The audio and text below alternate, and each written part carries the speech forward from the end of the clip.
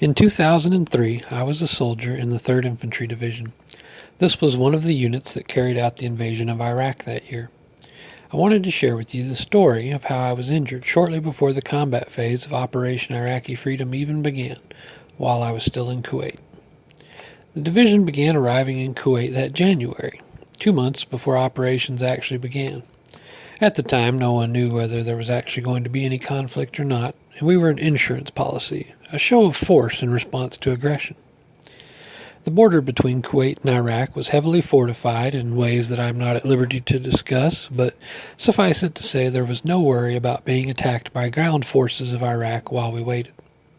There were no bunkers built, as Iraq did not possess an air force to direct bombing raids against us. The only threat we had to worry about was from whatever Scud missiles Iraq still possessed. To minimize the threat, the entire division was spread out in small encampments along the border. The thought being that even if a missile made a direct hit on a group, it would not detract from the division's overall capabilities, as only 100 or so troops would be killed. Since we were purposely decentralized, each group had to see to their own sanitation needs. My unit had digging assets, and we created a large burn pit for trash. Vehicles from other encampments would stop by throughout the day to utilize the pit, and the fire was kept going for weeks straight without pause. One day it happened to be my turn to take out the trash for my platoon. Breakfast and supper were MRE rations, but it was just after lunch, which had been a hot meal prepared by the battalion cooks. We mostly lived in our vehicles, but we also had a few tents, so I went around to each vehicle and tent with large trash bags to collect the disposable trays from lunch and any other trash that was ready to be thrown out. I had it in my mind to only make one trip to the fire pit, so after I gathered all the trash, I slowly waddled the 100 yards or so to the fire pit with 3 or 4 huge bags of trash held out to either side of my body. When I got to the edge of the pit, I set the bags down and examined the smoldering trash as it had nearly gone out. I saw a hot spot and tossed a single bag onto it and waited for it to catch and flare up before tossing the other bags one at a time so as not to smother the coals. Just as I tossed the last bag, with my arm still raised, there was an explosion. It is hard to describe the series of thoughts and events that happened next as my brain tried to decide if I was okay and what had happened, but it went something like this. Simultaneously as the sounds of the explosion registered in my mind, I was hit across the face and neck with a molten hot substance. I wore glasses, so I did not get anything in my eyes, but they snapped shut anyway, and the pain was bad enough I don't think I could have opened them voluntarily.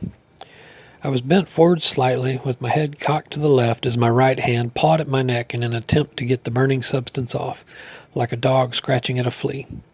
The substance had cooled very rapidly and solidified into a uniform texture not unlike plastic. I was unable to scrape it off, but eventually I was able to get my fingernails under the edge and peeled it away in a few large pieces, taking most of the skin off of my neck as well. As I said, it cooled rapidly, and the pain quickly went from searing sharpness to the throbbing ache of a burn. I was able to straighten up and open my eyes. After cleaning my glasses, I looked down to examine myself. It looked as if I was splattered with dried blood. I was no longer in fear of dying, and my brain was now trying to figure out what had happened. Was it a small cluster bomb that had been from the first Gulf War and lain unexploded for over a decade and then been set off from the heat of the fire? An anti-personnel mine? An old grenade? A few of the dark spots on my uniform had globs attached to them, and I scraped one off and brought it to my nose to smell of it. I mentioned earlier how lunch had been a hot meal instead of rations. As was his routine, the supply sergeant would go in his vehicle to the battalion area to pick up the food, drive back to our location for distribution, and then return the transport containers back to battalion for washing and refilling the next day. Before he would return the containers, he would stop by the trash pit and empty out any uneaten food. That day we had been provided with dessert in the form of chocolate pudding. Large 1-gallon tin cans of chocolate pudding that had been opened and had a serving spoon inserted. If you wanted pudding, you scooped some onto your plate as you went through the line. There had been an extra can left over, and it had been tossed, unopened and whole, into the fire. When the contents got hot enough, the can had exploded and doused me with molten lava disguised as chocolate pudding. It did look like I was covered in blood, as well as the actual blood that was running down my neck, so when I reached the platoon area again, there was shouts for a medic, and I ended up having to wear ointment-soaked bandages on my neck for a long time afterwards. I was the butt of many jokes and comments, such as wondering if I would get a Purple Heart, and how embarrassing the description would be on the commendation. Fortunately, Purple Hearts are not given out for accidents. It has been my claim to fame, and I don't mind laughing at myself for it. After all, how many soldiers can say that they were wounded by chocolate pudding?